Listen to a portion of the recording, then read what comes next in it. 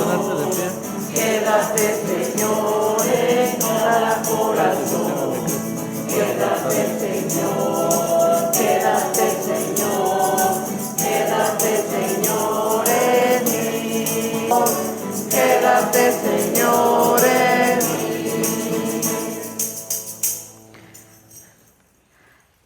Oración al Espíritu Santo.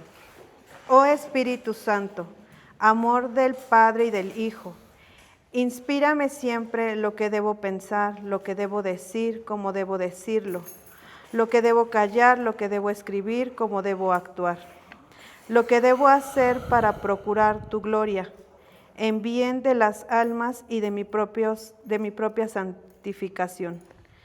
Espíritu Santo, ilumina mi entendimiento y fortifica mi voluntad. Dame agudeza para entender, capacidad para retener, método y facultad para aprender, sutileza para interpretar, gracia y eficacia para hablar. Dame acierto para empezar, dirección al progresar y perfección en el acabar. Amén. Amén. Nos reconocemos pecadores rezando. Yo confieso ante Dios Todopoderoso y ante ustedes, hermanos, que he pecado mucho de pensamiento, palabra, obra y omisión. Por mi culpa, por mi grande culpa. Por eso ruego a Santa María, siempre Virgen, a los ángeles, a los santos, y a ustedes, hermanos, que intercedan por mí ante Dios nuestro Señor.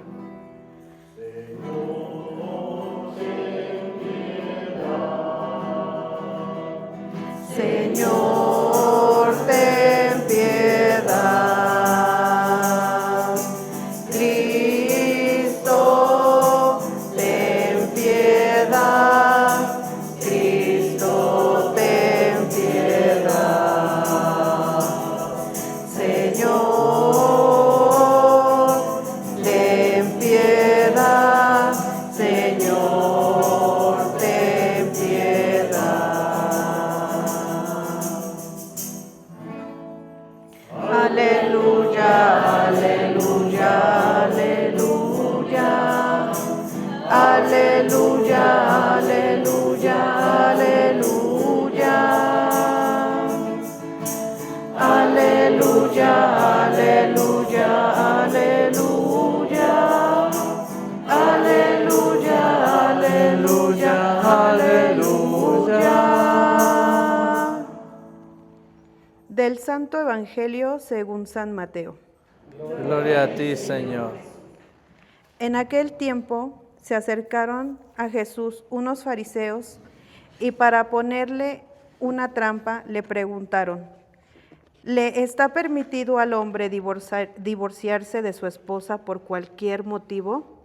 Jesús les respondió: ¿no han leído que el Creador desde un principio lo hizo hombre y mujer y dijo: por eso el hombre dejará a su padre y a su madre para unirse a su mujer, y serán los dos una sola carne?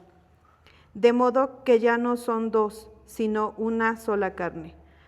Así pues, lo que Dios ha unido, que no lo separe el hombre. Pero ellos replicaron: entonces, ¿por qué ordenó Moisés que el esposo le diera a la mujer un acta de separación cuando se divorcia de ella? Jesús les contestó: por la dureza de su corazón. Moisés les permitió divorciarse de sus esposas, pero el principio no fue así. Y yo les declaro que quien quiera que se divorcie de su esposa, salvo el caso de que vivan en unión ilegítima y se case con otra, comete adulterio. Y el que se case con la divorciada también comete adulterio. Entonces le dijeron sus discípulos: si esa es la situación del hombre con respecto a su mujer, ¿no conviene casarse? Pero Jesús les dijo: no todos comprenden esta enseñanza, sino solo aquellos a quienes se les ha concedido. Pues hay hombres que desde su nacimiento son incapaces para el matrimonio, Otros han sido mutilados por los hombres, y hay otros que han renunciado al matrimonio por el reino de los cielos. Que lo comprenda aquel que pueda comprenderlo. Palabra del Señor. Gloria a ti, Señor Jesús.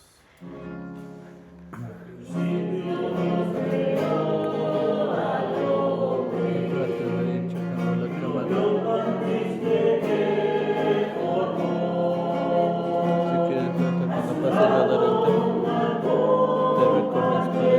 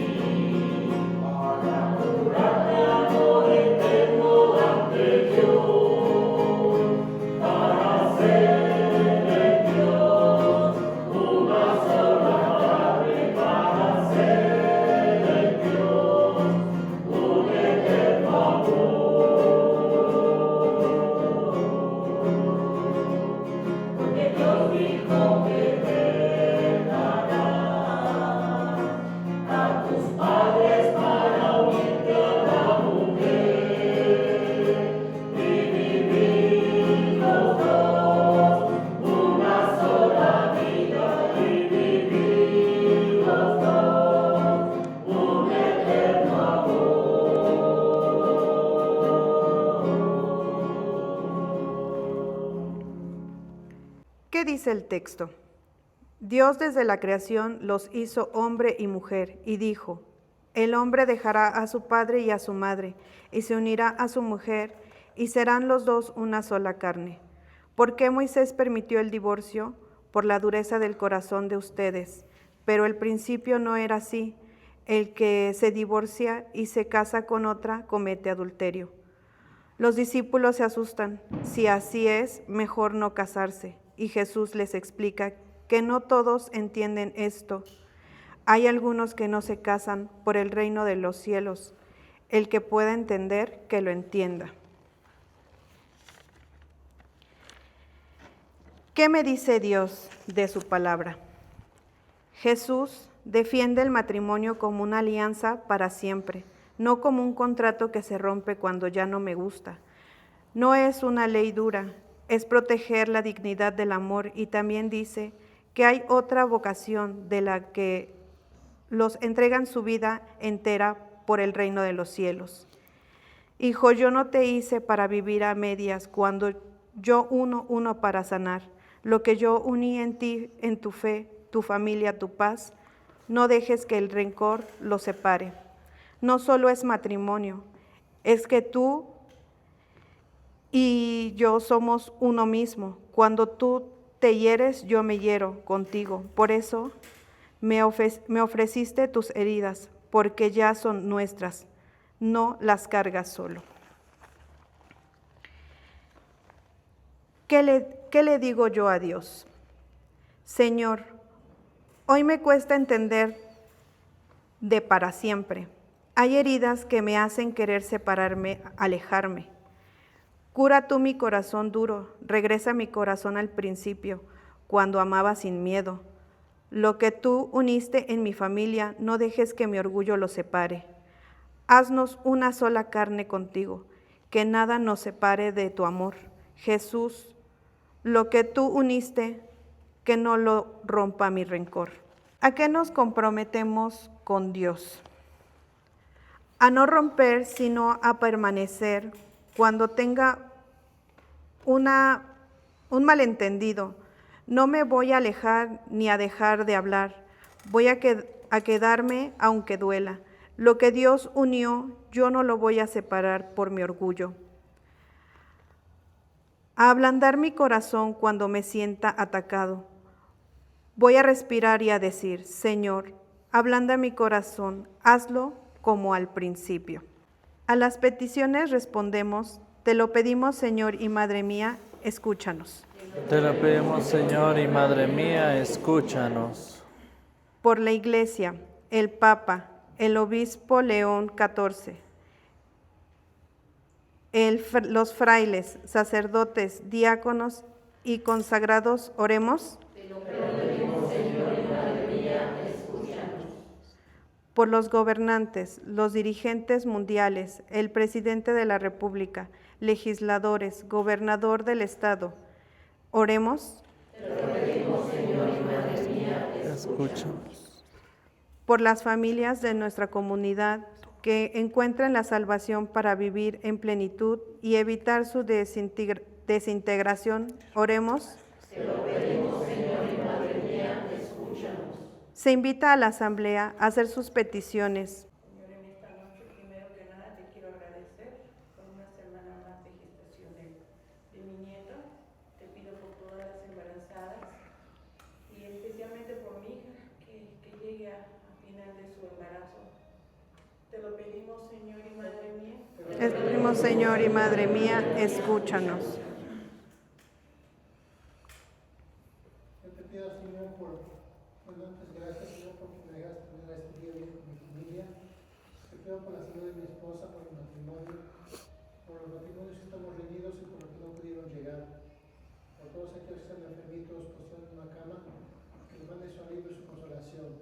Oremos. Te lo pedimos, Señor y Madre mía, escúchanos. Señor, en esta hermosa noche, aquí en tu santa presencia, te pedimos por los enfermos en los hospitales, por las personas que los cuidan y los esperan afuera, por las benditas almas del purgatorio, por los enfermos de cáncer, por los que no tienen trabajo, están en situación de calle. Te lo pedimos, Señor. Te lo pedimos, Señor y Madre mía, escúchanos. Señor, en esta noche quiero pedirte por todos los ancianos, particularmente, Señor, por mi papá. Sufre demasiado por la ausencia de mi madre, después de una vida de convivencia de más de 65 años. Hoy que tiene que enfrentarse solo a la vida, tú sabes cuánto trabajo le hace, cuánto trabajo le cuesta, pero aún con eso le permites y nos permites como familia enfrentar esta situación. Y te pido, Señor, para que Él no se canse, para que Él siga luchando y entendiendo que pues el que mi mamá haya partido también es parte de un designio tuyo y que Él lo pueda aceptar de la mejor manera. Oremos. Te lo pedimos, Señor y Madre mía, escúchanos. Por las peticiones que no han podido decirse y han quedado guardadas en el corazón de quienes estamos aquí presentes, pero que tú bien conoces, oremos. Te lo pedimos, Señor y Madre mía, escúchanos. Por todo lo que nos has dado, por lo que con fe hemos pedido y también que nos has negado, te ofrecemos un Padre nuestro. Padre nuestro que estás en el cielo, santificado sea tu nombre. Venga a nosotros tu reino. Hágase tu voluntad en la tierra como en el cielo. Danos hoy nuestro pan de cada día. Perdona nuestras ofensas, como también nosotros perdonamos a los que nos ofenden. No nos dejes caer en tentación y líbranos de todo mal. Amén. Alégrate, María. Llena eres de gracia, el Señor es contigo. Bendita eres entre todas las mujeres y bendito sea el fruto de tu vientre, Jesús. Santa María, Madre de Dios, ruega por nosotros los pecadores, ahora y en la hora de nuestra muerte. Amén.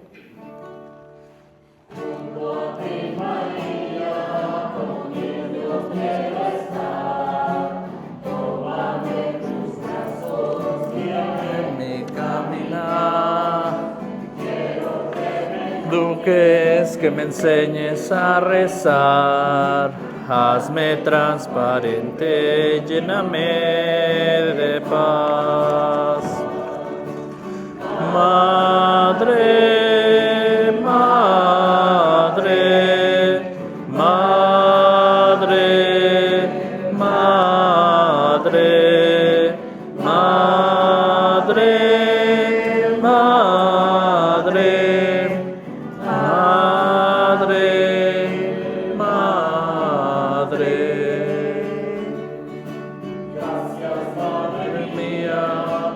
llevarnos a Jesús. Haznos más humildes, más sencillos como tú. Gracias, Madre mía, por abrir tu corazón, porque nos congregas y nos das tu amor. Madre, Madre, Madre, Madre, Madre, Madre, Madre, Madre. Para Daniel Pérez Rodríguez, Sí, viene a darnos una clase de liturgia. Tiene un canal en YouTube. Él es evangelizador digital, él está en YouTube, tiene su canal, está también en TikTok, está en Facebook, entonces la verdad es de que excelente, yo he visto sus videos, Fray Yus también los ha visto. Yo también te sigo. muy bien. Y entonces, pues viendo, bueno, pedimos unos documentos con él para pues estar más informados en toda la cuestión de la liturgia y muchos temas que él maneja.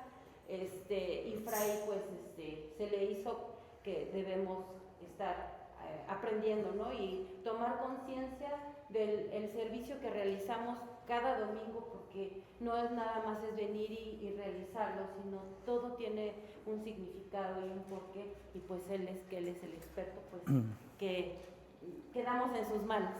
Muy bien. Aparte de los que estamos leyendo el libro azul, tiene parte de esto, Ya este saben. aprendizaje.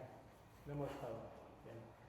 Bueno. Muy bien, gracias. Tomen asiento todos, pónganse cómodos, porque vamos a hablar temas muy interesantes que después el tiempo no nos va a alcanzar. Vamos a querer más y más, entre más nos vamos adentrando al tema, pues nos vamos a ir empapando más del conocimiento de Dios. Bueno, los invito a que se sientan cómodos. Quisiera yo compartirles, pues ahorita en la oración, la reflexión que veía yo, es que es un gusto para mí, es un placer el estar ahorita aquí frente a ustedes, porque los planes de Dios son perfectos, los proyectos de Dios que tiene para nosotros son increíbles.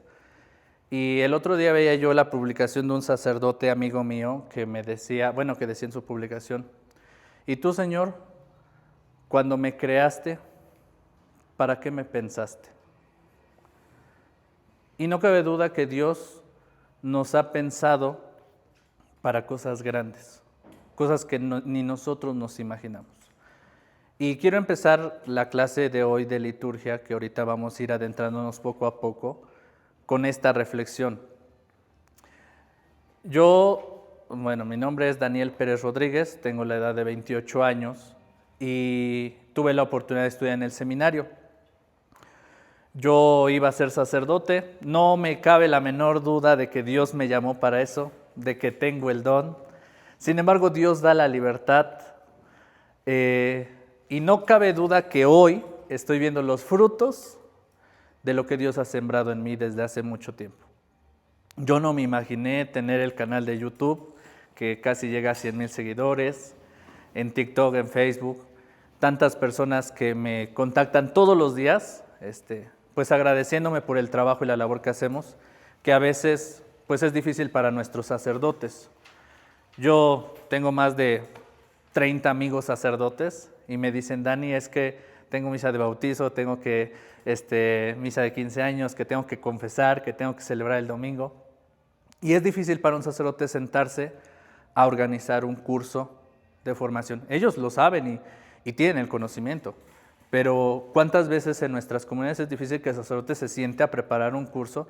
Y es más, darnos un curso de una semana o de qué más quisiéramos nosotros tener al Padre aquí, pero el Padre tiene que estar celebrando, ¿no? Y por eso es que les digo, después de mucho tiempo me doy cuenta de para lo que Dios me ha pensado, porque a pesar de que no elegí el ser sacerdote, a mí me encantan mucho las redes sociales, lo digital, la grabación de los videos, y en algún momento lo empecé haciendo en mi casa, en mi cuarto, grabando, y no imaginé que todo eso ahorita con todas las oportunidades, pues la idea es llegar a las parroquias a dar la formación de manera gratuita, ¿sí? Es decir, nosotros venimos por nuestra cuenta, doy gracias a Dios porque Él ha puesto los medios, a las personas que nos contactan, que nos ven, gracias, porque este proyecto es de Dios, ¿sí? Yo no tengo ningún mérito, y yo le dije, Dios, llévame a donde me necesiten, donde quieran recibir toda esta formación, ¿no? Entonces hoy de verdad estoy muy contento porque pues el estar aquí para mí de verdad es una gran oportunidad, ¿sí? Que Dios me ha dado y que Dios me permite conocer a gente nueva y saber que todo lo que ahorita vamos a ver va a ser súper interesante porque la formación que yo doy es la formación que yo tuve en el seminario. Yo tuve un curso de liturgia de 1 año y un curso de teología de 1 año. Yo estudié el bachiller en el seminario menor, estudié curso introductorio y estudié 1 año de filosofía. En ese tiempo, pues uno se dedica al 100% al estudio de Dios. Entonces imagínense, todos los días tenía yo hora santa, todos los días teníamos misa, todos los días rezábamos el rosario y todos los días teníamos clases de teología, de liturgia. Y para hacerles, nada más para que lo que ahorita vamos a conocer, para que tengan idea, los días sábados en el curso introductorio no salíamos a ver a la familia o apostolado, ¿no? Nos quedábamos en el curso introductorio y teníamos un curso de liturgia de 8 de la mañana a 8 de la noche. Imagínense, todo el día estudiar la liturgia, pues es súper interesante, pero también es bien tedioso. Entonces, todo lo que aprendí durante ese año, se los voy a resumir en peras y manzanas, ¿sale? Y ustedes no tienen que tomar un curso de 8 a 8 para entender la liturgia. Pero es muy interesante, hay muchas cosas muy bonitas de la liturgia que ahorita conforme vamos avanzando, ustedes van a querer aprender más y dicen, entonces para eso es esto, entonces por eso es esto, por eso se celebra así, entonces así. Y entonces van a salir más dudas que pues vas a querer aprender más, ¿bien? Entonces nada más para que tengan una idea de todo lo que ahorita vamos a platicar, pues es traído de la formación que tuve en el seminario, ¿sí? No es una ocurrencia mía, ¿sí? Entonces, también los cursos de teología que uno va teniendo en el seminario, pues son propios de la vida sacerdotal, pero que ahora pues, se implementan en la vida laical. ¿Bien? Durante este año me pidieron dar un curso de liturgia en mi parroquia. Yo pertenezco a la parroquia de la Resurrección del Señor Puebla, que está de la Pepsi, de la Prepa Calderón, para arriba. ¿Sí? Y en la parroquia de la Resurrección es donde estoy dando el curso de liturgia en 10 clases, que precisamente me pidieron dar liturgia en 1 año. Entonces a mí se me ocurrió dividirlo en 10 clases, y es un libro que ahorita traigo, que ahorita se les va a poner en sus manos. Ya si ustedes lo quieren adquirir, pues libre, si no, ahorita lo vamos a ocupar para aprender, ¿bien?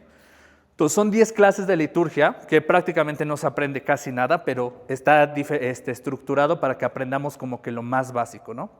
Entonces, si ustedes llegan a tener ahorita dudas, preguntas, no tengan miedo, levanten la mano, así ustedes digan, oye, ¿qué significa amén? Pregúntalo, ¿sí? De verdad a veces suena tan ignorante que dijimos, ay, ¿qué significa? O ¿por qué nos persignamos así, no? Todo eso, pregúntenlo porque tiene que ver con la liturgia. Aunque ustedes son grupos de matrimonio, todos participamos en la liturgia. Todos vamos a misa, todos comulgamos, todos ayudamos de vez en cuando al sacerdote. Entonces es bueno que nos empapemos de liturgia, ¿vale? ¿Alguien sabe qué es la liturgia o qué les suena la liturgia? Ya me imagino que deben de saber qué es la liturgia. ¿O qué les suena la liturgia? ¿Qué es? Cuando les digo, vamos a tener un curso de liturgia, ¿qué piensan? En la misa. ¿En qué más? En las formas. ¿Qué formas? Los signos. Muy bien. ¿Qué más? Exactamente es eso. Entonces vamos a comenzar por las reglas de oro antes de entrar a la liturgia.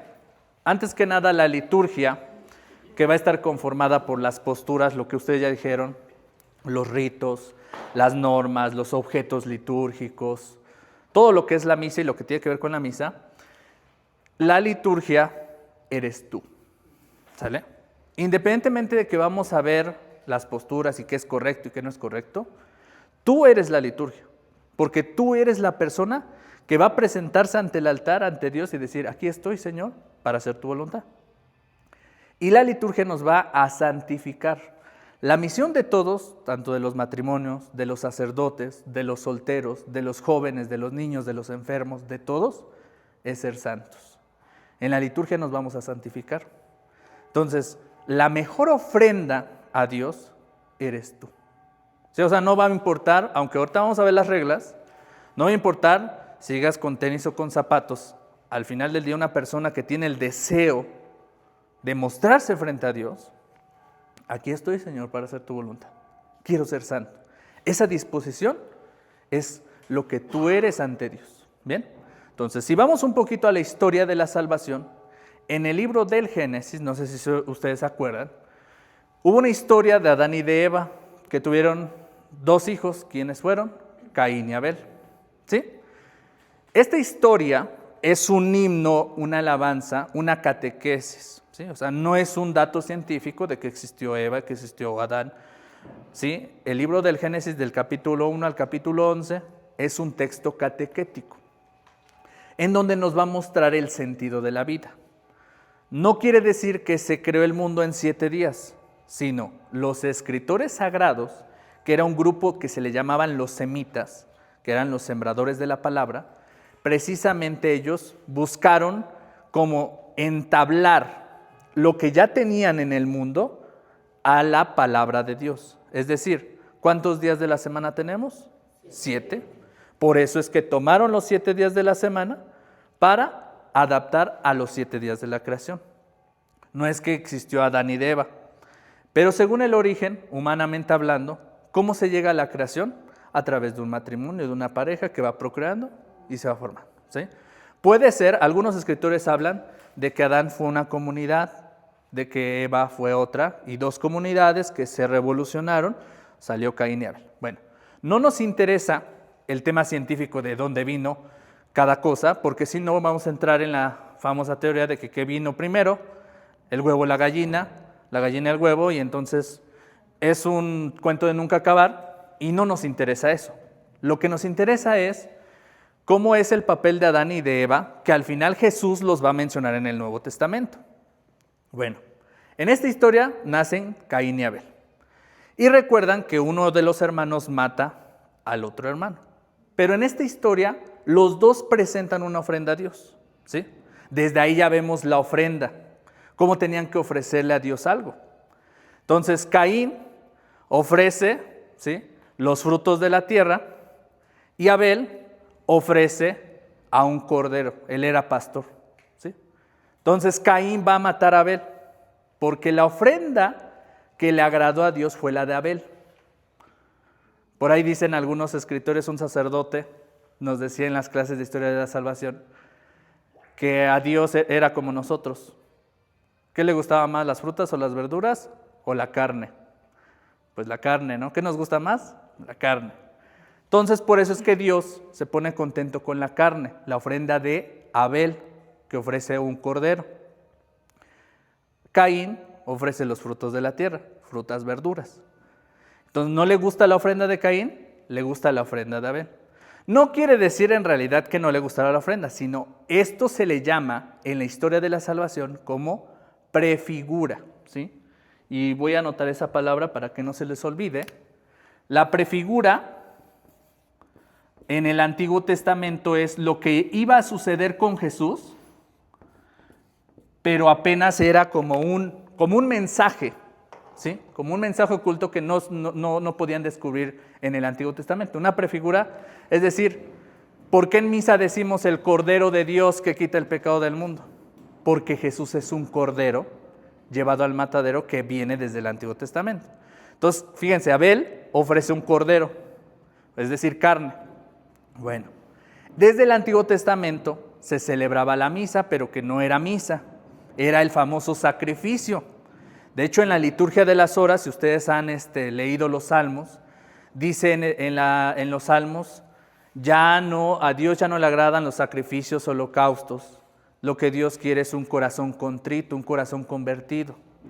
En el Antiguo Testamento, cuando una persona cometió un pecado, para recibir el perdón de Dios, pues teníamos que hacer lo que hacía Abel.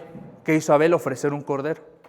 Entonces la misa era en una tienda, la famosa tienda del encuentro, entraba el sacerdote y tú que habías cometido un pecado, no sé, le robé unos borregos al vecino, voy y ofrezco un cordero. Entonces, es un borrego ya preparado, ya destazado, se lo doy al sacerdote, el sacerdote entraba hasta el altar y acá en el altar había brasas de fuego, como leña. Colocaban el borrego, el cordero, y se consumía. Mientras todas las personas sentadas o de rodillas esperaban a que se consumiera, y la creencia era que cuando ese humo se elevaba al cielo, Dios que está en el cielo lo olía. Entonces, como Dios olía el olor de la carne, se ponía contento. Ya me puse contento, entonces te perdono tus pecados. Eso era la Eucaristía en el Antiguo Testamento, ¿sí? Ofrecer un sacrificio para el perdón de mis pecados. Entonces, cada que cada que quería yo perdonar mis pecados, tenía yo que ir a ofrecer un sacrificio, ¿sí? Y ya en el Antiguo Testamento, en el libro de Levítico, especifica todas estas partes. Para un pecado pequeño, pues tiene que ser un novillo, ¿no? Un lechón. Para un pecado grande, pues un cordero, ¿no? Cordero grande. Ahora, y de ahí va a venir el término del cordero. ¿Por qué decimos que Jesús es el Cordero de Dios? Porque Él es el enviado de Dios, Él se convierte en el verdadero cordero. Ya no vamos a ofrecer un cordero, ya nosotros ofrecemos a Jesús, que Él se ofrece a sí mismo. Dios mismo envía a su Hijo, enviado al matadero para el perdón de nuestros pecados. Pero ojo, esto no lo entendemos hasta este momento, sino hasta que las mamás y papás que ahorita están presentes pierden a un hijo. Yo no quisiera desear el dolor que significa perder a un hijo. Apenas la semana pasada, una conocida pues perdió a su hijo de 16 o 19 años, no recuerdo, y yo platicaba justo con mi esposa y le decía, tal vez el dolor de pareja o el dolor de una madre o incluso el dolor de un hermano nunca se va a comparar con la pérdida de un hijo. El hijo es la pérdida más grande que un ser humano puede experimentar. Y ahora imagínense, tomando en cuenta eso, cómo el amor de Dios es tan grande que Él eligió mandar a su propio Hijo. Y por eso les digo, esto lo entendemos hasta que lo vivimos en carne propia. Cuando te pones a pensar lo que es, no a pensar, a experimentar lo que es perder a un hijo, entiendes a Dios, cómo fue su amor tan grande, que Él mismo mandó a su Hijo por el amor a nosotros. O sea, fue tan grande su amor que envió a su Hijo a morir por nosotros. Y entonces acá entendemos por qué Jesús es el Cordero de Dios que quita el pecado del mundo. Bien, tomando ya esta explicación de la historia de la salvación, nosotros nos vamos a adentrar a la liturgia porque queremos manifestarle a Dios nuestro amor. Tan grande ha sido el amor de Él para con nosotros que ahora nosotros se lo vamos a demostrar. Bien, entonces abran su librito. En la primera hoja vamos a tener lo que es el índice. Son 10 clases de liturgia que pues quisiera yo que alguien así sentado me los leyera, los 10 temas para escucharlo en voz alta. Alguien que lea los 10 temas. Tema 1, ¿qué es la liturgia? Tema 2, el origen de la liturgia. Tema 3, las posturas litúrgicas. Tema 4, los objetos litúrgicos del altar. Tema 5, los libros litúrgicos de la Iglesia Católica. Tema 6, la liturgia y los sacramentos de la Iglesia. Tema 7, normas litúrgicas para comulgar. Tema 8, las prácticas espirituales y los ritos litúrgicos. Tema 9, el año litúrgico, el santoral y la liturgia de las horas. Tema 10, el culto de la Eucaristía, misterio de la salvación. Muy bien, pasemos entonces al primer tema. ¿Y quién me ayuda leyendo el objetivo? La introducción no las vamos a saltar, es prácticamente parte de lo que ya les he hablado ahorita. El primer tema, ¿quién me dice el objetivo? Adelante. El objetivo del tema, aprenderemos por qué surge la liturgia, qué es, dónde la experimentamos y nuestro primer acercamiento a lo sagrado. Muy bien, pasamos entonces a nuestro primer tema, que es la liturgia, justo lo que hablábamos. Ahí va a venir nada más el primer párrafo. ¿Quién me ayuda a leerlo? Para ponernos en contexto en el tema. Creemos firmemente y confesamos que hay un solo verdadero Dios, inmenso e inmutable, incomprensible, todopoderoso e inefable, Padre, Hijo y Espíritu Santo. Tres personas, pero una sola esencia, substancia o naturaleza absolutamente simple. Esto es del Concilio de Letrán IV. Muy bien, gracias. Entonces, nos vamos a adentrar en la liturgia creyendo que nosotros creemos en un solo Dios y que al mismo tiempo son tres personas distintas: Dios Padre, Dios Hijo y Dios Espíritu Santo. Y para ponernos en contexto, la obra de Dios Padre fue la que se vivió en el Antiguo Testamento, desde el libro del Génesis. ¿Quién creó el mundo? Dios Padre. Y dijo Dios, hágase la luz, y se hizo la luz. Y dijo Dios, hagamos al hombre imagen y semejanza, y a imagen y semejanza suya lo creó. En el Nuevo Testamento va a venir la participación de Dios Hijo. ¿Quién es? Jesús. Su pasión, muerte y resurrección nos van a hablar a través de los 4 evangelistas, Mateo, Marcos, Lucas y Juan. Después va a venir el apóstol de los gentiles, que es San Pablo, con todas las cartas paulinas, carta a los romanos, corintios, etc. Y a lo largo de la historia, después de la partida de Jesús, estamos viviendo ahora la obra del Espíritu Santo. Es decir, Dios no se ha ido, Dios permanece siempre fiel, y hoy, aunque no lo vemos, ya no está Jesús físicamente como persona, porque ascendió al cielo y se adelantó a preparar nuestra morada, porque les dijo Jesús a sus discípulos, porque les dijo, los discípulos le dijeron a Jesús: Señor, queremos ir a donde tú vas. Y Jesús le dice: no, aún no, tengo que ir a preparar la morada de todos ustedes. Creyendo en esa promesa del Señor, que justo hizo tantas promesas que se están realizando, ahora nosotros estamos viviendo bajo la luz del Espíritu Santo. Es decir, estamos viendo esta tercera etapa hasta lo que le llama a la iglesia la parusía. ¿Qué es la parusía? La segunda venida de nuestro Señor Jesucristo. En el libro del Apocalipsis nos va a hablar de la parusía, que es esta segunda venida de Jesús, que va a venir sobre una nube y que en esta venida va a separar buenos y malos, va a ser el juicio final y va a llevarnos a ese encuentro en la eternidad. ¿Bien?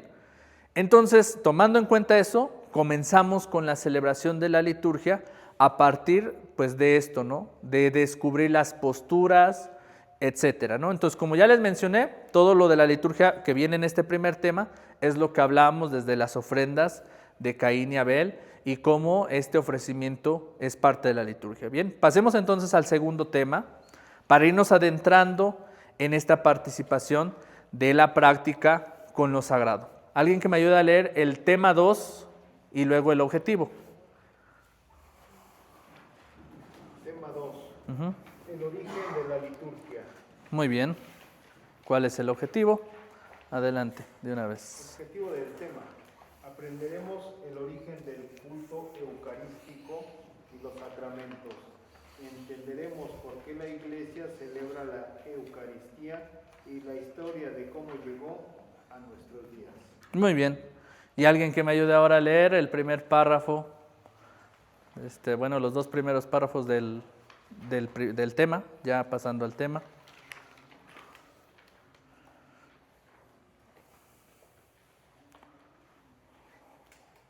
Comprendiendo qué es la liturgia, ahora nos situamos ante uno de los momentos más importantes de la Iglesia, que fue la reforma litúrgica que quedó marcada por el Concilio Vaticano. ¿El Concilio Vaticano? Sí. Segundo. Ahí tiene 2 líneas, ¿no? El Concilio Vaticano Ujú.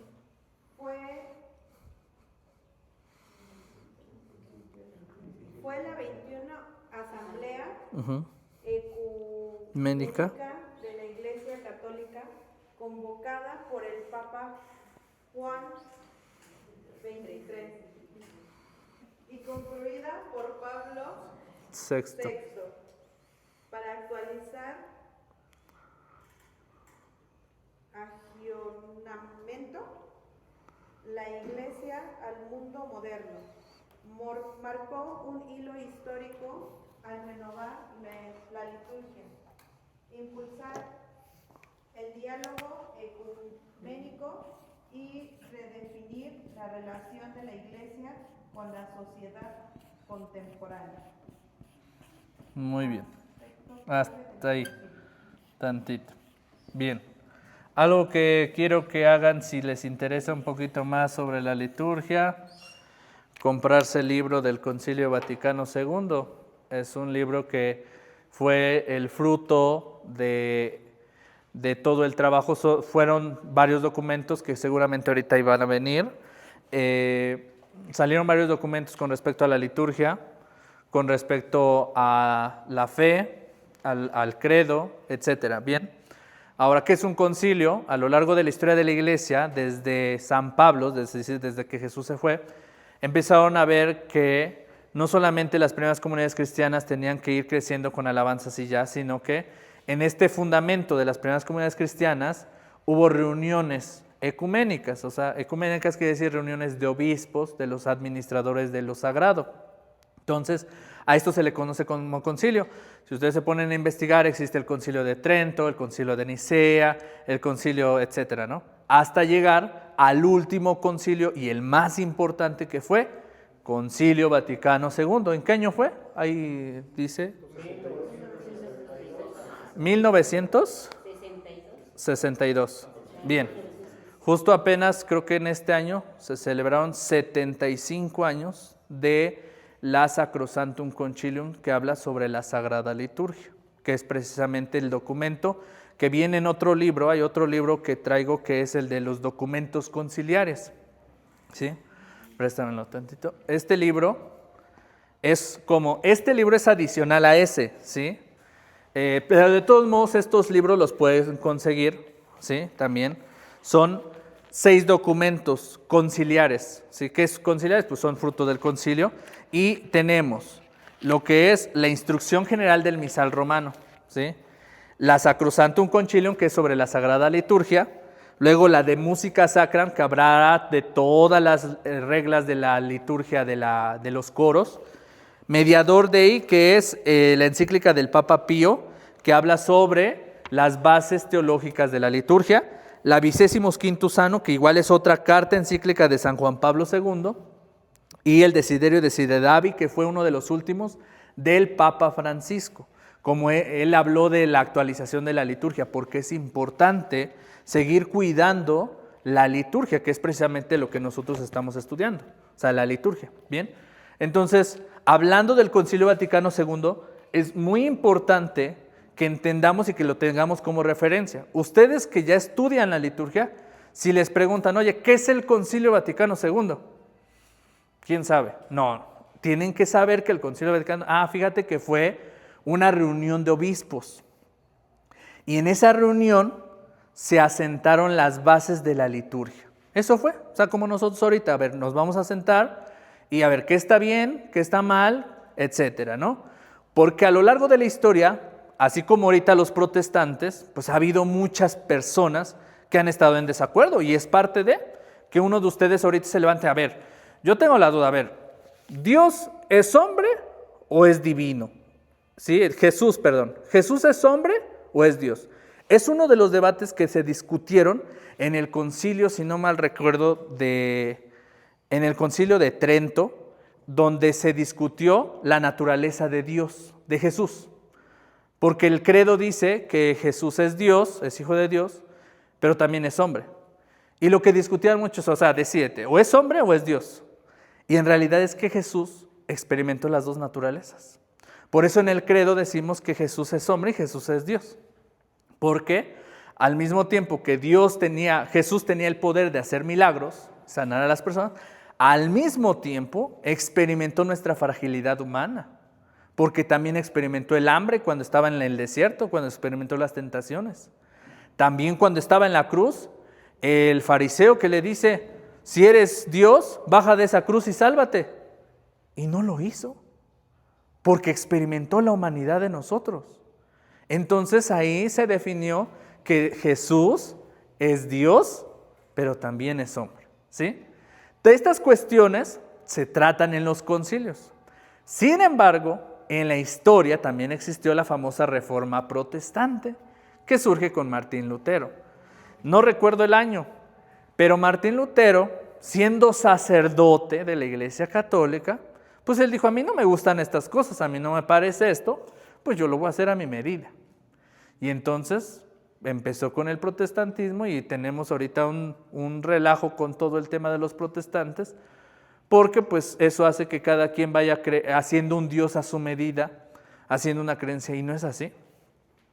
Yo siempre les he mencionado que a pesar de que nosotros veamos antitestimonios de sacerdotes, de religiosas, de seminaristas, de catequistas, de ministros o de matrimonios, aunque haya antitestimonios, lo que vimos en el primer tema, que decía, hay un solo Dios, ¿sí? Y en ese Dios todos nos congregamos en la liturgia. Entonces, apréndanse una regla de oro, que la liturgia será lo que hacemos uno, lo que hace uno, lo hacen todos, porque todos manifestamos nuestra fe al mismo Dios. Entonces, aunque yo me encuentre con un antitestimonio, aunque el sacerdote a lo mejor ya lo cambiaron y este sacerdote no me apoya, no me cae bien, me hace un lado, estoy siguiendo a Dios, no estoy por el sacerdote. El sacerdote es un medio, es un puente entre Dios y los hombres, pero a pesar de que haya dificultades, pues no va a ser así. ¿Sí me explico? Bien, entonces ya que tenemos presente el Concilio Vaticano II, alguien que me ayude a leer el siguiente párrafo en el que nos quedamos. Nada más para dar seguimiento al contexto del tema. Objetivos principales. Promover el desarrollo de la fe católica, lograr una renovación moral y adaptar la disciplina eclesiástica a los tiempos modernos sin realizar condenas. Muy bien, hasta ahí. Entonces, en general, el objetivo del Concilio Vaticano II fue lograr ese acercamiento y asentamiento de la liturgia.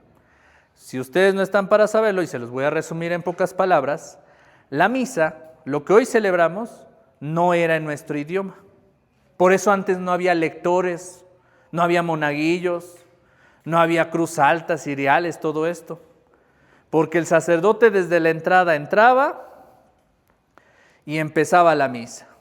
In nomine Patri et Filii Spiritus Sancti, amén. Oremos. Dios, y todo era en latín. Y de frente al altar. Aquí tenemos el altar y él celebraba de espaldas. Por eso hay una gran tradición de una frase de las abuelitas que decían, voy a oír misa. Porque literalmente las abuelitas llegaban, se sentaban pues a oír misa, porque hasta las lecturas eran en latín, ¿sí? Y el que leía las lecturas era el sacerdote. Anteriormente tampoco había seminarios ni casas de religiosas. Si un joven quería aspirar al sacerdocio, pues iba con el padrecito ahí en la parroquia y el padre lo formaba. Y entonces ese seminarista pues era el monaguillo que estaba leyendo las lecturas, limpiando en el templo, y el padre le enseñaba las oraciones y le enseñaba la teología y la filosofía en la parroquia. Así se formaron los primeros sacerdotes, en las parroquias. No había seminarios. Con el paso del tiempo, y justo en el Concilio Vaticano II, viene este cambio. El sacerdote, en lugar de estar de espaldas, ahora va a estar de frente. El altar se va a despegar y va a haber un altar, ¿sí? La misa se va a cambiar a los idiomas, van a existir los leccionarios con las lecturas de las 3 lecturas, con los ciclos de los 3 años, etcétera, ¿no? Ahorita vamos a pasar al tema de los libros. Entonces viene esta actualización, ¿para qué? Para que nosotros los laicos ya no vayamos a oír misa, sino vamos ahora a participar en la Eucaristía. Y entonces qué bonito es que ahora se nos otorga el acceso a lo sagrado, pero al mismo tiempo tiene dos vertientes. Una buena, que ahora Dios nos hace participar de lo sagrado en el altar. Porque si ustedes saben, el presbiterio se llama así porque solamente podía estar el presbítero. Es el grado de orden del sacerdote. Pero ahora ya no es del presbítero. Ahora sube el monaguillo, la catequista, el ministro, el de liturgia, el sacristán, todos, ¿sí? Y es parte de, pero por eso le digo, es muy bonito, por un lado, el que Dios nos otorgue el acceso a lo sagrado, pero por otro lado, tiene un gran riesgo, que al tener el acceso a lo sagrado, se nos haga tan común que le perdemos el sentido, ¿sí?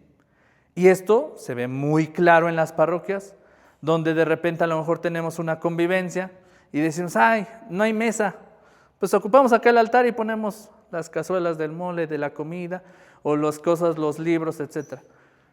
No se puede. Es el lugar donde se celebra lo sagrado, ¿sí? Y pues cuesta a quien le cueste. Es el lugar donde Dios baja del cielo para convertirse en pan, que ahorita lo veremos más adelante. La parte de que a veces pues suben, bajan como Juan por su casa y no respetan las cosas, ¿no? Cuando vemos las parroquias, misales descuidados, leccionarios rotos, polvosos, objetos litúrgicos que nunca los han limpiado, ya se ven bien opacos y nunca les han pasado un trapo, ¿sí? Todo esta parte pues es crítica, ¿no? Y yo siempre he comentado una anécdota muy fuerte, y no tengo miedo de expresarla, que en una ocasión me tocó conocer una parroquia donde el sacerdote lo habían cambiado, y al sacerdote se le ocurrió la grandiosa idea de pedir prestados los objetos litúrgicos, sobre todo el cáliz y el copón, en cada comunidad. Cuando nosotros llegamos a esa parroquia, pues llegamos de colecta del seminario, y una ministro se nos acercó y nos dijo, jóvenes, es que quiero hablar con ustedes porque estamos viviendo una situación en la parroquia que no sabemos cómo manejarla. ¿Cuál es la situación? Pues que el sacerdote desde hace más de un mes pidió los objetos litúrgicos prestados de cada comunidad. Y ahora el cuerpo de Cristo lo guarda en unos vitroleros o recipientes de vidrio, como las peceras, esas redondas, y ahí guarda las hostias. ¿Cuánto vale una de esas? 50 pesos, ¿no? Por decir un número. No es propio. Estamos hablando de Dios mismo que está en un pedazo de pan. Le cueste a quien le cueste. Acá el tema no es que si crees o no crees que está Dios ahí. Esto teológicamente está comprobado, que Dios baja del cielo y se convierte en pan. Entonces estamos hablando que es Dios hecho pan y no lo puedes guardar en un recipiente así. Por lo tanto, por eso los objetos litúrgicos son diseñados para lo sagrado. Lo más acercado a lo sagrado es el oro, en este sentido, del lujo de lo sagrado. ¿Bien?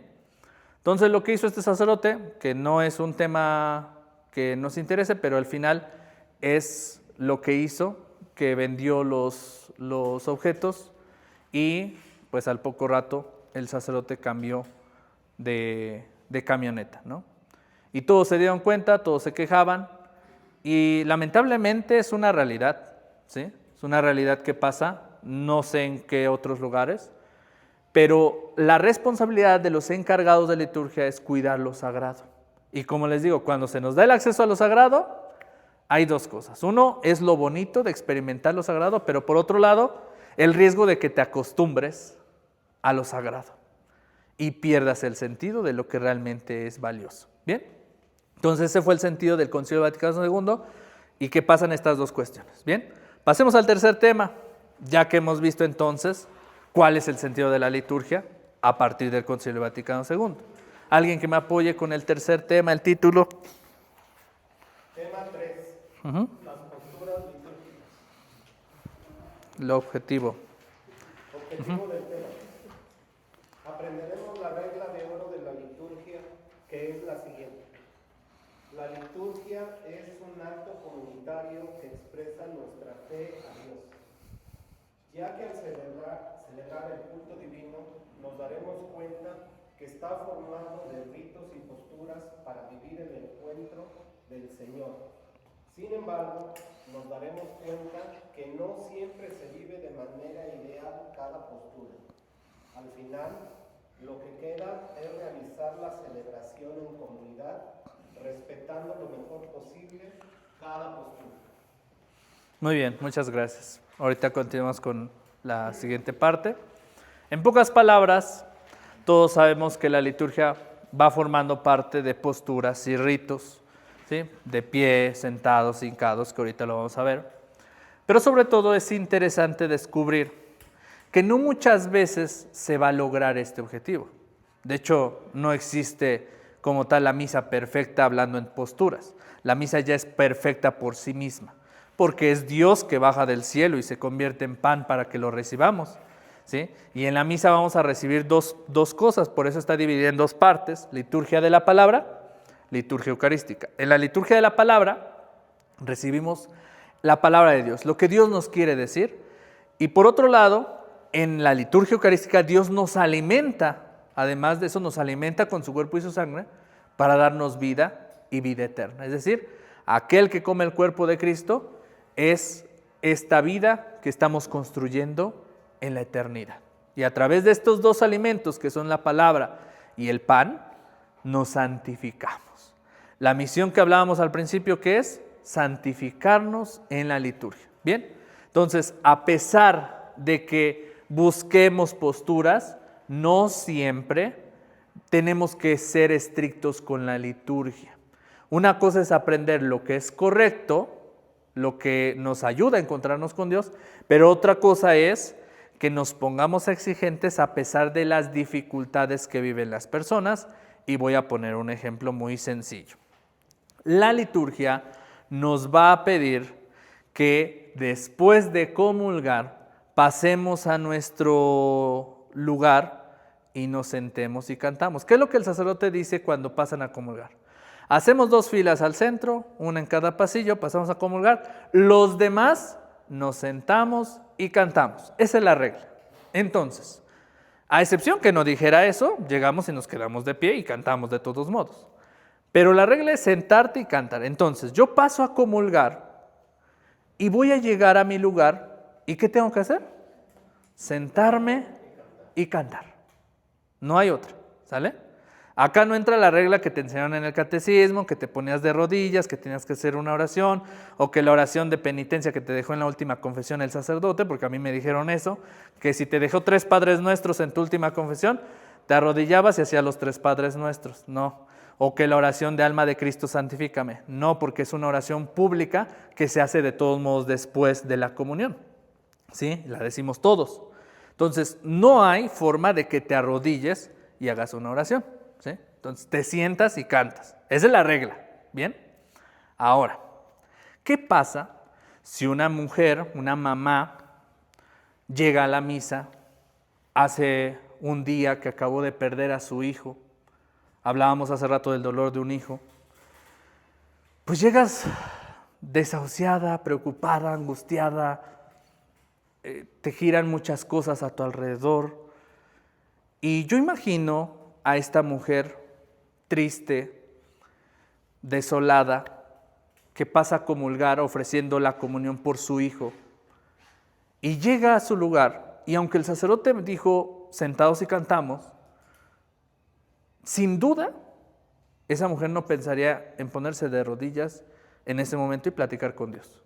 Señor, en este momento te ofrezco esta comunión por mi hijo que acaba de fallecer. No sé, me siento mal, me siento perdida, he perdido todo, mi hijo me duele tanto que te quiero ofrecer esta comunión. ¿Es válido o no es válido ponerse de rodillas después de comulgar? Sí, claro que sí.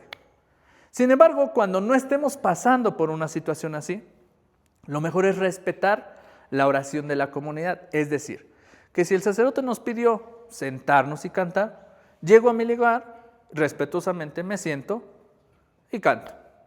Si veo que el otro se pone de rodillas por X o Y situación, dejémoslo que lo haga. Pero nosotros nos sentamos y cantamos, que se escuche bonito el canto, ¿sí? Entonces esa es parte de la liturgia que a veces como que va a estar irregular. de que dicen, oye, pero es que la liturgia dice que no. Bueno, no conocemos lo que está pasando la persona de al lado, dejémoslo, ¿no? Hay otras personas que se arrodillan por ignorancia, entre ellos pues muchachitos, jóvenes, niños, que llegan y pues se arrodillan porque pues están acostumbrados a arrodillarse, punto, ¿sí? Adelante. Hasta personas adultas. Mm. Yo lo hago porque fui educado así. Porque Exactamente. Con mis abuelos, con mis papás. Yo hoy lo hago. Creo que mi esposa también lo hace. Exactamente. Y es por un sentido que yo considero como Exacto. algo de mucho respeto. Para mí es un momento. Justamente acabo de tener un encuentro con Jesús. Es mi manera de... Claro, claro. Sin embargo, esto, por ejemplo, que nos vas comentando, dices algo muy, muy acertado cuando dices ignorancia. El que lo hagas con todo el respeto del mundo no significa que lo estés haciendo por ignorancia, ¿no? Exactamente. Entonces, nunca es tarde para enmendar Exactamente. la dirección. Si los demás lo siguen haciendo, bueno, es una cuestión personal, pero ahora que ya lo acabo de entender o lo acabo de saber hoy, Exactamente. se me irá por ahí alguna, me queda claro, pero... Claro, y para ese tema, un sacerdote nos comentaba, ¿qué pasa si yo pues quiero hacer mi oración? Porque al final todos tenemos esa sed también de platicar con Dios después de haberlo recibido.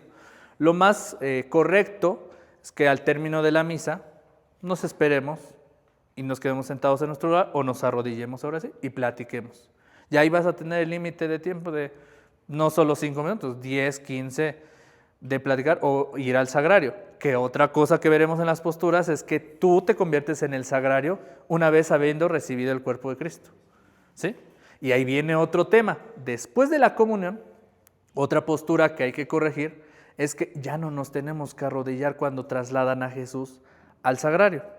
Al menos las personas que no comulgaron tendrían que hacerlo. Pero vuelvo a lo mismo. Recuerden que la regla de oro de la liturgia es lo que hace uno, lo hacemos todos. Uno se arrodilla, todos nos arrodillamos. Uno dice una oración, todos la decimos. Nada de que unos por acá, otros por allá. No, la liturgia precisamente es un acto comunitario.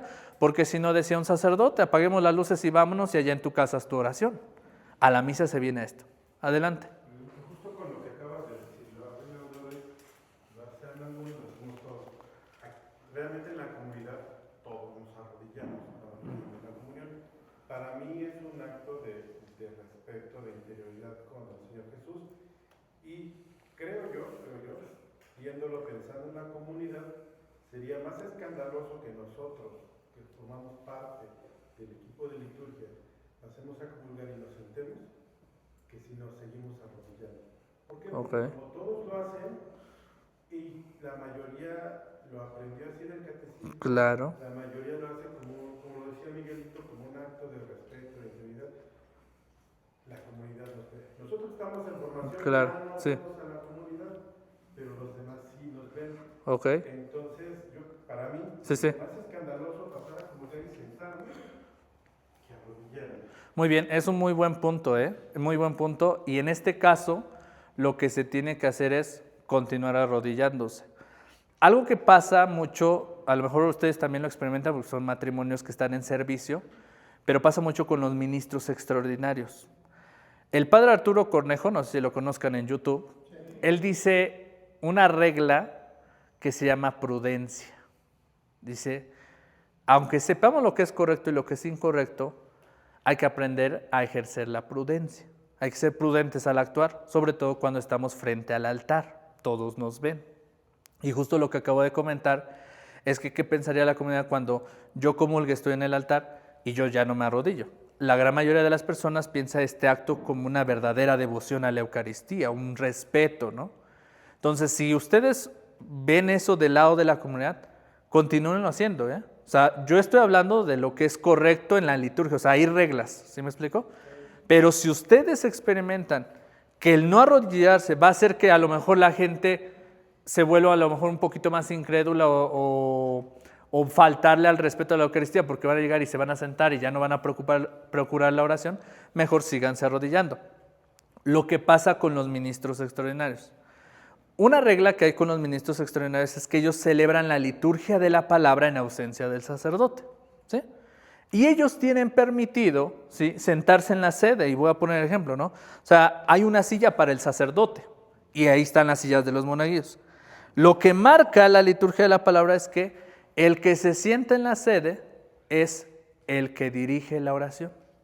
Y si a mí como ministro extraordinario me encargaron de dirigir la oración, yo puedo llegar y sentarme en la sede. El seminarista, la religiosa, el de liturgia, ¿sí? Pero ¿qué pasa? A mí me tocó una ocasión llegar a un pueblo.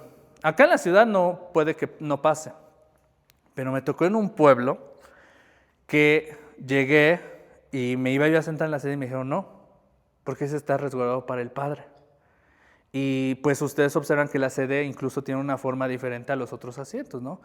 Con diseños, a lo mejor si es de mármol, de madera, lo que sea, pero tiene el valor para el sacerdote, el que representa a Cristo aquí en la tierra. Entonces, en esos casos es más prudente sentarte a un lado, o sea, no en la sede, sino en la silla del monaguillo, sentarte, ¿sí? Entonces, incluso la liturgia de la palabra también se puede presidir desde la mesa del altar, en medio. Pero en los pueblos o en las comunidades donde la gente se escandaliza mejor, desde el ambón, donde se leen las lecturas, ahí se dirige la liturgia de la palabra. Y sentarte a un costado de la sede.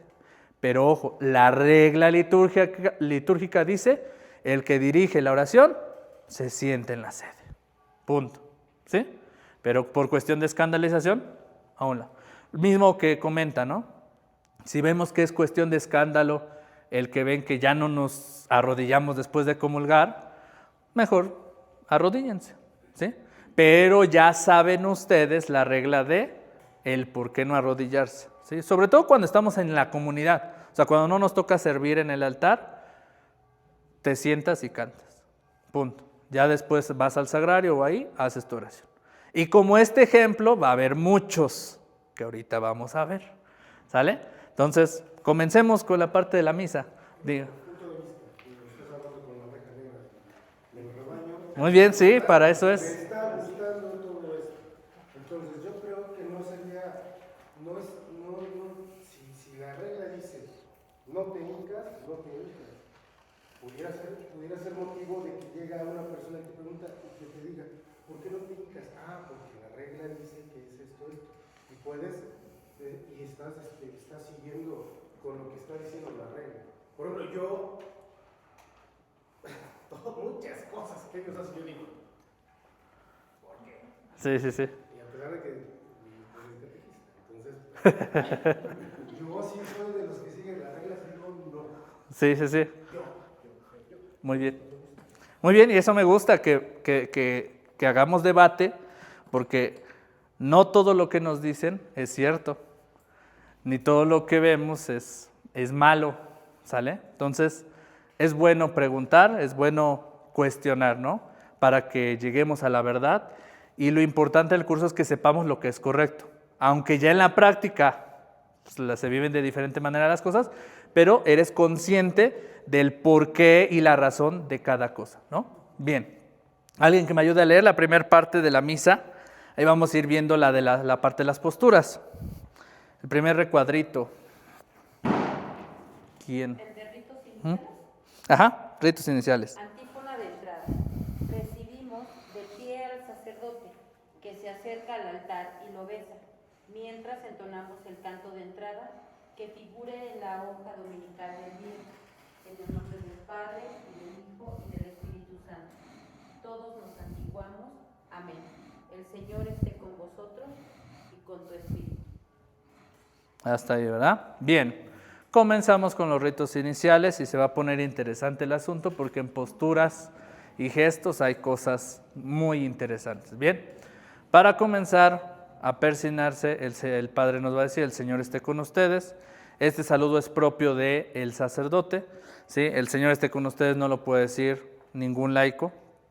Es un gesto que se utiliza solamente aquel que actúa en la persona de Cristo. Y el sacerdote, que nos quede claro, él va a actuar siempre in persona Christi, esa es la frase, in persona Christi, que significa en la persona de Cristo. Él es el único que va a actuar en la persona de Cristo, in persona Christi, ¿sí? Bien, Al inicio nos vamos a persignar, dice ahí, en el nombre del Padre, del Hijo y del Espíritu Santo. Amén. Primer postura. Segunda postura, vamos a estar en el Evangelio cuando nos vamos a volver a persignar. En el Evangelio va a ser en la frente, en la boca y en el pecho. Y terminamos. Nunca besamos, nunca volvemos a santiguar. Esto es santiguar. Persignar es esto, completo, ¿sí? Y beso, ¿vale? En el Evangelio, cuando el sacerdote dice, el Señor esté con ustedes, con tu espíritu, lectura del Santo Evangelio según San Mateo, terminamos ahí, bajamos. Termina el Evangelio, bueno, hasta ahí se dice, gloria a ti, Señor, solo Señor. Termina el Evangelio, palabra del Señor, gloria a ti, Señor Jesús. ¿Bien? Entonces eso viene ahí en la Instrucción General del Misal Romano, para que lo puedan verificar, pero eso es la postura. ¿Bien? Ahora, adelante. No se me va a ir. Soy un poco torpe. ¿Qué es santiguar? ¿Qué es persignar? ¿Y qué es lo... Santiguar en el nombre del Padre, el Hijo y el Espíritu Santo. Amén. Santiguar. Persignar es completo. Lo que hacemos en el Santo Rosario por la señal de la Santa Cruz de nuestros enemigos. Señor Dios nuestro, Padre, Hijo y Espíritu Santo. Amén. ¿Sale? Ajá, persignar es completo. Y en el Evangelio solamente es una cruz en la frente, en la boca y en el pecho. Ahora, me van a cuestionar seguramente.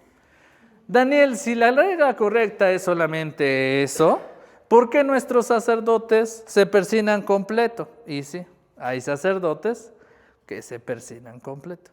Y hay otros que están incompletos. Solo hacen esto en el Evangelio. Y ni siquiera besan. O sea, nada más, si observan, hay sacerdotes que nada más lectura del Santo Evangelio según San y hacen eso. ¿Sí? Observen. Entonces vamos viendo ya los errores en las posturas. Mi tarea, mi deber es decirles lo que dice la Instrucción General del Misal Romano. Entonces, no recuerdo ahorita en este momento el sentido de la frente, la boca y el pecho, pero tiene un sentido, sí, porque es para abrir nuestra mente, nuestros pensamientos, para poder proclamar o predicar lo que escuchamos en el Evangelio y para que la palabra llegue a nuestro corazón, ¿sí? Si no mal recuerdo. Pero va por ahí y solamente por eso hacemos las 3 cruces en el Evangelio, ¿sí? Ya que si hablamos del rezo del Santo Rosario, ahí sí es persignar por la señal. Si hablamos del inicio de la misa, en el nombre del Padre, del Hijo y del Espíritu Santo, amén. ¿Bien? Pero ojo, ya les mencioné los errores. Va a llegar el sacerdote que dice, lectura del Santo Evangelio según San Mateo. Pues está mal, pero son pues varios malos hábitos.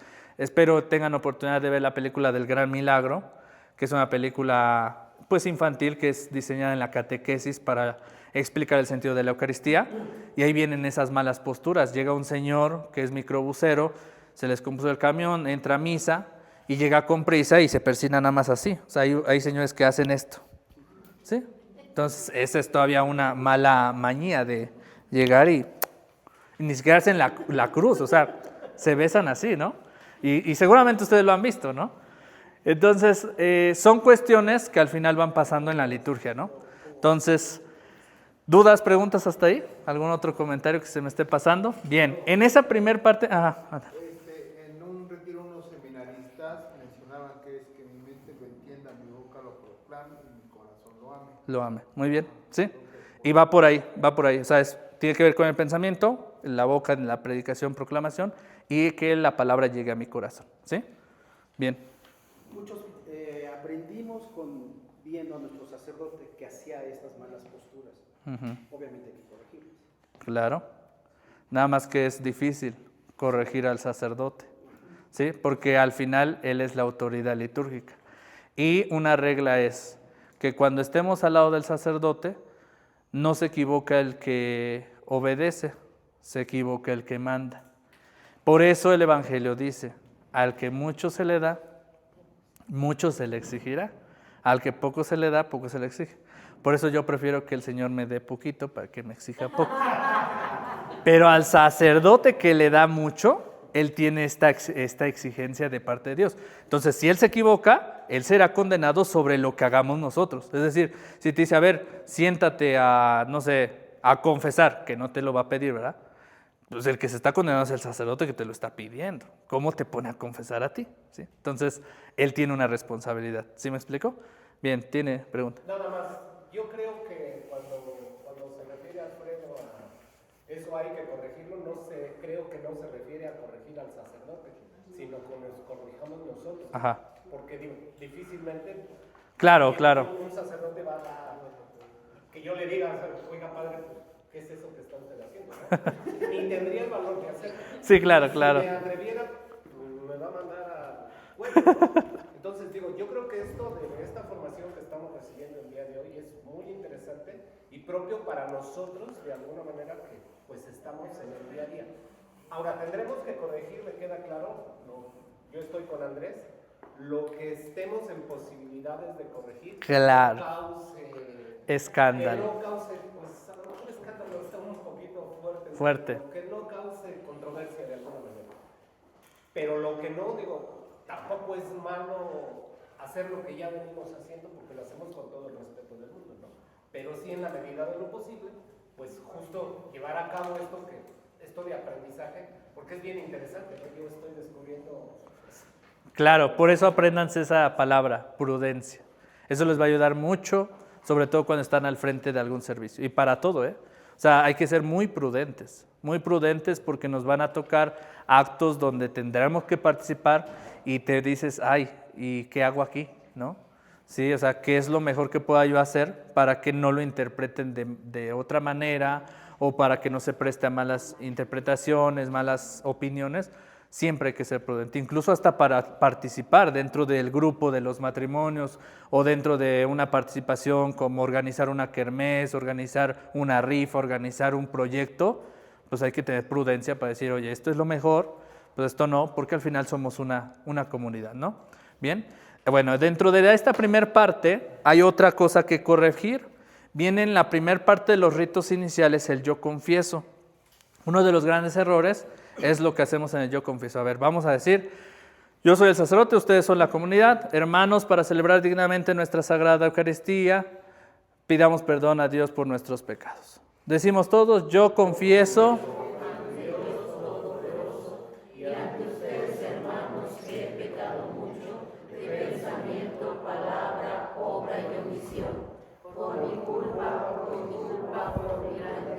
Alto ahí, es el primer gran error de nuestra misa.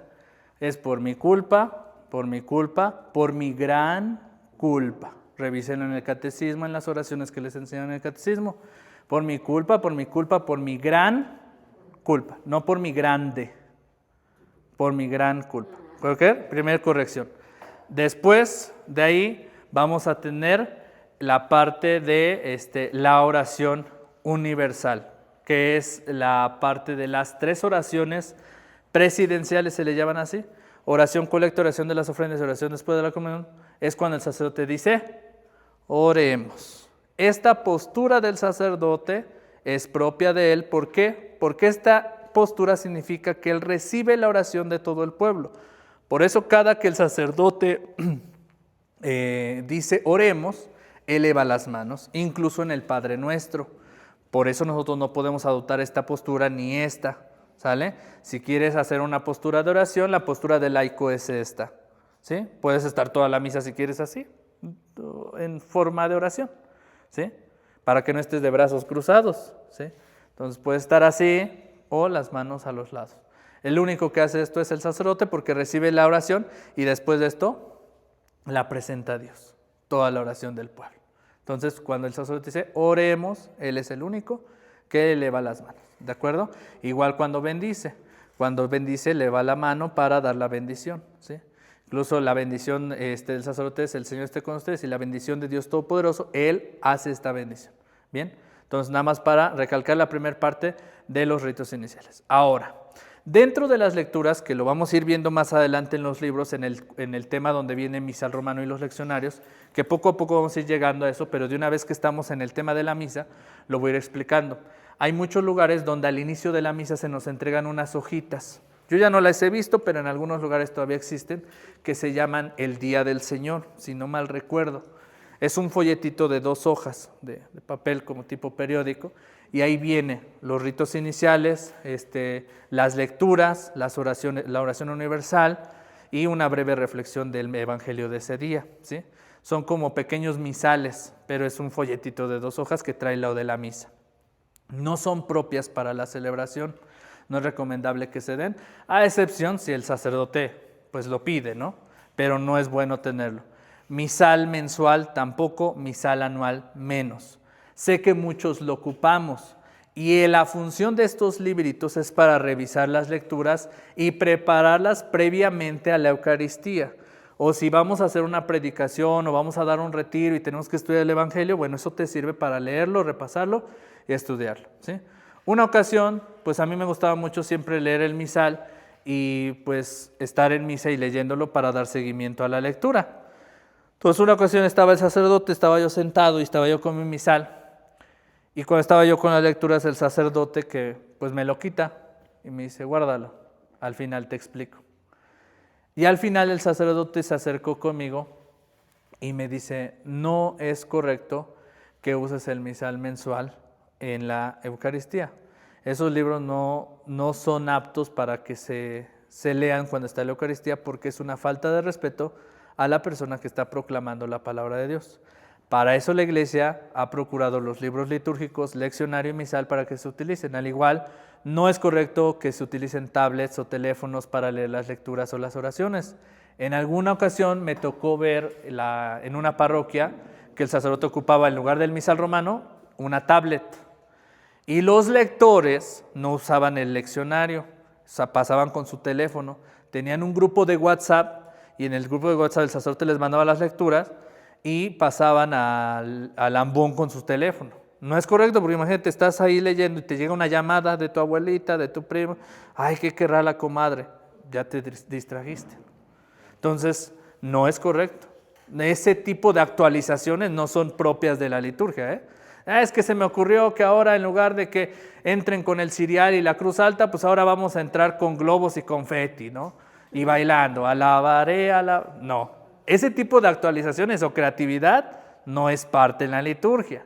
Es solamente irle dando ese respeto y solemnidad a lo que ya está, irlo puliendo. Pero nada de que a mí se me ocurre, no, pues ahora que en lugar de 3 lecturas, pues hagamos 5. Ahora en lugar de leer la lectura del Génesis, pues vamos a leer la vida de San Francisco. No se puede hacer ese tipo de cambios porque eso no es actualizar la liturgia, ¿sí? Lamentablemente hay algunos lugares donde tratan de implementar eso y está mal. O sea, en algunas comunidades entran cantando y aplaudiendo. No se puede porque la entrada es una entrada triunfal solemne de que Jesús se va a pasar a entregar en el altar como el cordero llevado al matadero por nuestros pecados. Y tiene que ser esa entrada solemne con respeto. Por eso, la Eucaristía mejor celebrada es con el órgano. Ya se habla de esto en el libro de Música Sacra, sobre la música sagrada, que el instrumento por excelencia para la Eucaristía es el órgano. No sé si ustedes han tenido oportunidad, no sé si acá celebren con órgano, pero en catedral, acá en Catedral de Puebla, si algún día han ido a alguna ordenación sacerdotal, cuando empieza el canto, te vibra hasta la panza de que se sienten las notas del órgano. Y es bien emotiva la misa porque hasta te dan ganas de llorar, de sentir la presencia de Dios a través del órgano. De verdad que es muy bonito, ¿sí? Entonces, por eso cuando el órgano lo sientes, te eleva tu alma a Dios, ¿sí? Pero eso ya es punto de las reglas litúrgicas del coro. Entonces, todo esto busca que el fiel se encuentre con Dios a través de lo sagrado, ¿bien? Entonces, no es correcto que se utilicen los misales, misal anual y demás, para las lecturas. Hay que poner atención a la persona que está ahí. Y no podemos actualizar a como Dios nos dé a entender cualquier cosa de la liturgia, sino hay que nada más ir puliendo lo que ya está. ¿Bien? Entonces, continuamos a la siguiente parte. ¿Cuál es la siguiente parte? El siguiente recuadrito, ¿alguien que me ayude a leer? El de abajo, es el de abajo. Leyeron ritos iniciales, luego viene abajo. Ajá. En la adaptación de la misa para niños, entonamos junto al coro un canto del perdón. Adelante, lo que sigue. Gloria. En la adaptación de la misa para niños entonamos junto al coro el canto del Gloria en Cuaresma se omite. Bien. Oración colecta. El sacerdote dice oremos y proclama la oración colecta designada para el día, a lo que el pueblo responde amén. Muy bien, bueno, hasta ahí. No nos va a dar tiempo continuar con lo siguiente, pasamos al siguiente tema, que es el tema número 4. La intención de todo esto es que después tengan el tiempo de profundizar en esto. Ahorita al final les voy a dar la opción del librito. Y pasamos al otro tema, que es el tema número, ¿qué? 4. Bien, ¿alguien que me ayude a leer y el objetivo? Los objetos litúrgicos del altar. Objetivo del tema. Conocer los objetos que se utilizan para celebrar el culto divino. ¿Cuál es el sentido de utilizarlos? Y revisar en qué momento de la liturgia se van a necesitar. Muy bien, pasamos a la siguiente entonces. Ahí vamos a ver rápidamente los objetos, que son prácticamente las herramientas para la celebración. Ya vimos una parte de las posturas, no a grandes rasgos porque es toda la misa, pero ahorita vamos a ver entonces ya la parte de los objetos, de lo sagrado. Bien, recuerdan que les hablaba yo del Concilio Vaticano II. Lo que hacía el Vaticano II, antes del Concilio Vaticano II, es que se le diera valor a lo sagrado. No sé si alguna vez a ustedes les tocó conocer alguna capilla o templo acá en Puebla que tenían todavía estas barandales. ¿Sí? Yo recuerdo allá por La Libertad, la casa donde íbamos con una tía, es San Juan de los Lagos y al lado está otra parroquia, no recuerdo el nombre, pero había un barandal. Y me acuerdo que siempre uno pasaba y comulgaba hasta la altura del barandal. El sacerdote bajaba las escaleras del presbiterio y daba la comunión ahí. Y el sacerdote, para salir igual, ya no salía por ahí. El sacerdote, al lado del altar, había como una de estas y se pasaba por atrás. Y de ahí se iba por un pasillito que daba hasta la entrada. Nunca salía ya por acá. El sacerdote casi nadie lo veía, ¿sí? Por eso muchas personas, cuando veían a un sacerdote en la calle, los papás le decían a sus hijos, bésale la mano. Porque era una cuestión de ver a alguien que no era común ver en la calle y era besarle la mano por respeto, porque el sacerdote es el representante de Dios aquí en la tierra. De tal grado que el no estar familiarizados con lo sagrado hacía tener un respeto mayor. Por eso les decía, las dos vertientes del acceso a la liturgia es que perdamos el valor a lo sagrado. Y yo recuerdo mi mamá que me decía cuando entré al seminario y llegó a convivir con muchos sacerdotes, y me decía, ay, es que yo pensé que los sacerdotes no jugaban fútbol, que no se reían, que no convivían, que no tomaban coca, o que no tomaban cerveza, o que no comían mole o carnitas, o se les antojaban los tacos. No, pues también son seres humanos como nosotros, ¿sí? También de vez en cuando a lo mejor se les antoja una cervecita con un caldo de camarón, y no está mal, un mezcal y convivir, ¿no?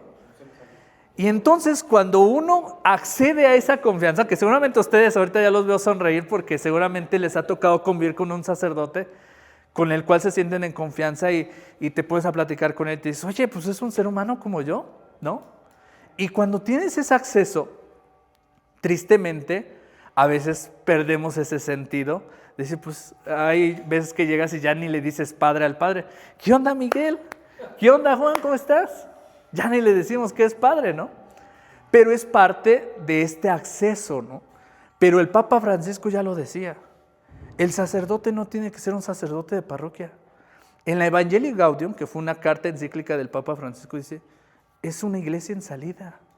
Ya el sacerdote ya no tiene que estar en la parroquia. Antes del Concilio Vaticano sí. Por eso se le besaba la mano, por eso había un barandal, no teníamos acceso. Hoy el sacerdote va en salida para demostrar que Dios es un Dios como nosotros y que la misión de a nosotros santificarnos en la liturgia es que nosotros seamos como Dios. Por eso, en el Génesis, en el capítulo 3, donde se habla del protoevangelio, lo que quiso hacer Adán y Eva al comer del fruto prohibido, lo que les dijo la serpiente es que ustedes también pueden ser como Dios. Y los puso en la tentación y comer del fruto prohibido. Pero es que en realidad esa era la misión de Dios, hacernos imagen y semejanza suya, ser como Él. Nosotros también podemos ser como Él. Pero la serpiente quiso irse por el camino fácil. Decir, tú puedes ser como Dios para que tú mandes, para que tú tengas autoridad, para que tú domines el mundo. Y no, Dios no vino a dominar el mundo. Dios lo vino a salvar y a darnos libertad y a amarnos y órale, a demostrarnos lo que es bueno. Y ahora nuestra misión es ser como Dios en la santidad. Por eso les digo, una de las grandes desventajas en la liturgia es que al tener ese acceso, podemos darnos cuenta que le perdemos el valor a lo sagrado. Y ojo, no está mal convivir con los sacerdotes, sino tenemos que acordarnos que el sacerdote es la persona que actúa en la persona de Cristo. Que no se nos olvide, o sea, te podrás llevar bien con el Padre, te cae bien, pero Él es un sacerdote de Dios, es un hombre de Dios. Y en la liturgia también hay que respetarlo, ¿sí? Apenas hace unos días platicaba yo con un señor que se iba bien con un sacerdote y me ofreció una botellita de mezcal que el sacerdote le compartió. Le dije, entonces de repente se pone a tomar con el sacerdote. Me dice, sí. Dice, pero, le digo, entonces de seguro en lugar de echarle vino al cáliz, ya le echa mezcal porque toma mucho el padre. Dice, no, dice, con eso sí, el padre respeta eso. O sea, él toma su mezcal, pero en la misa, yo también, dice, le pregunté de broma, ¿y a poco, padre, usted le sigue echando vino al cáliz en lugar de mezcal, que es más fuerte? Porque el vino ya no le sabe. Entonces dice, no, dice, en la misa y en la liturgia, como tiene que ser, ¿sí? Y entonces esa parte es muy importante, que a pesar de que tengamos este acceso, esta confianza con los sacerdotes, con lo sagrado, que sigamos dándole ese valor a lo sagrado, ¿sí? Porque también ustedes van a acercarse al altar y el padre te va a decir, tú organiza la liturgia, tú chécate lo de los libros, esto, respeta lo sagrado. No porque estés al frente, va a decir, no, pues ahora hacemos lo que yo diga, lo que yo mande, como a mí se me ocurra. No, sigue sobre esa línea de lo que es correcto, ¿sí?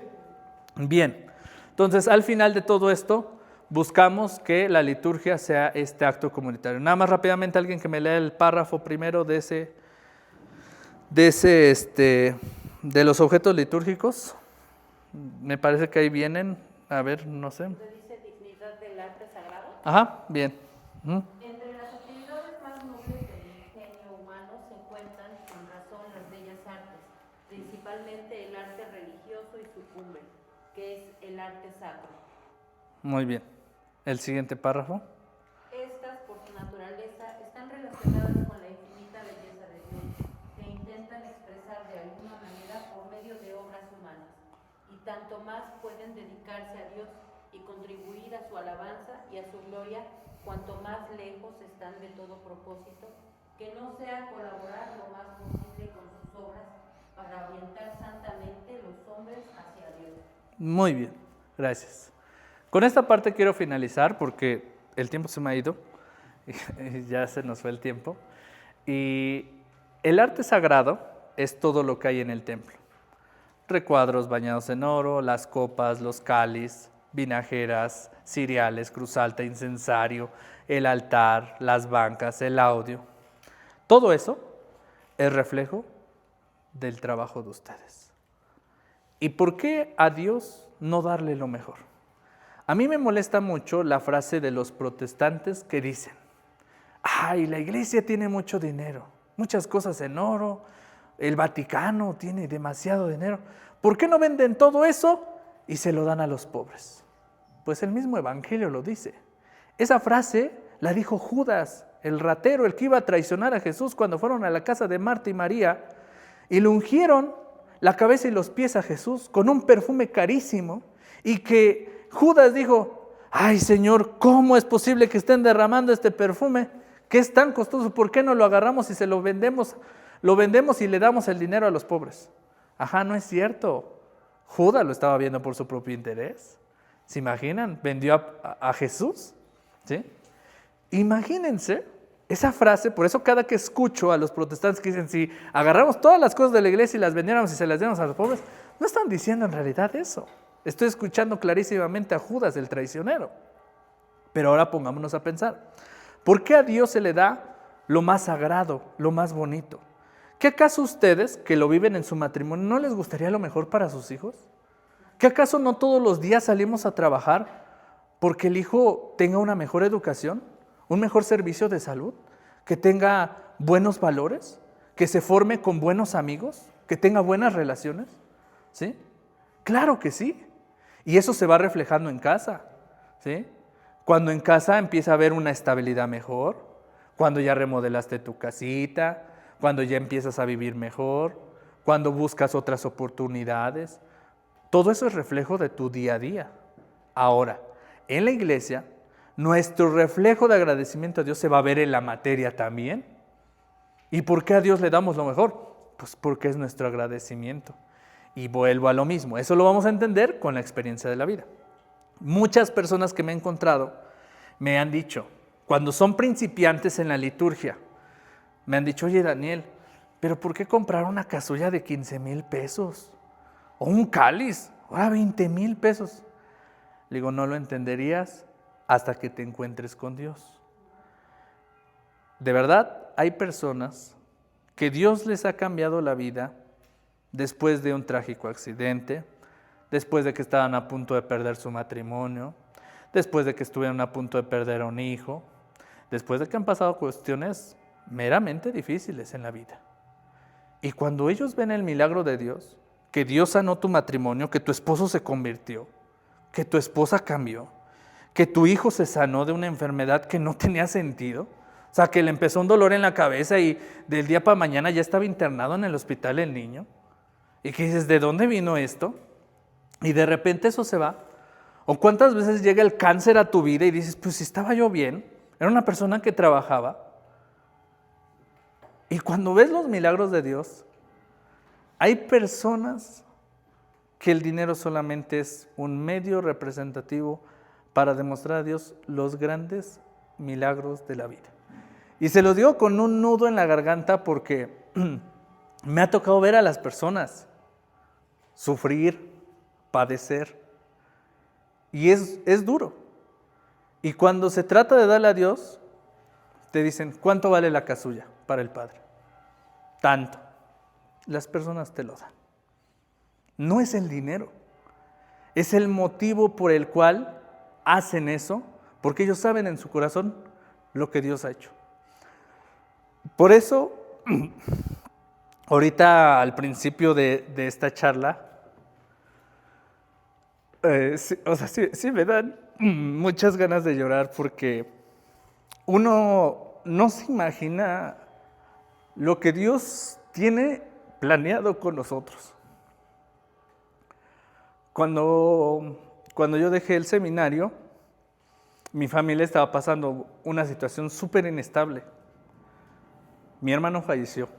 Mi hermano de 15 años igual iba a entrar al seminario, falleció, se quitó la vida en la casa y todo eso fue un estate quieto para la familia, donde todos empezamos como a entender las cosas. A veces uno como familia pasa situaciones difíciles y mucho tiempo después, esto pasó hace 7 años, uno no se da cuenta de lo que Dios tiene pensado para uno. Ni todo lo malo dura para siempre, ni todo lo bueno. Hay que aprender a estar arriba, a estar abajo. Pero Dios nunca se olvida de nosotros. Y todo lo que vemos en las capillas, en los templos, es obra de lo que Dios nos ha hecho. Por eso cuando tengan oportunidad de donar algo a la iglesia, de apoyar, de colaborar, háganlo. No esperen a que algo difícil pase en su vida para decir, ahora sí, Señor, voy a desprenderme de algo. Solo háganlo. Porque el Señor nos bendice, el Señor nos ayuda, pero también el Señor nos enseña y de repente nos va a dar problemas, nos va a dar situaciones difíciles para seguir creciendo y sobre todo para santificarnos. Pues espero que esta breve charla, esta breve reflexión sobre la liturgia sea de mucha ayuda para ustedes y que sigan practicando todas estas reglas con la intención de santificarse. Dios los ha llamado a ustedes para que se sigan santificando. Bien, pues muchas gracias No sé si alguien tenga dudas, preguntas.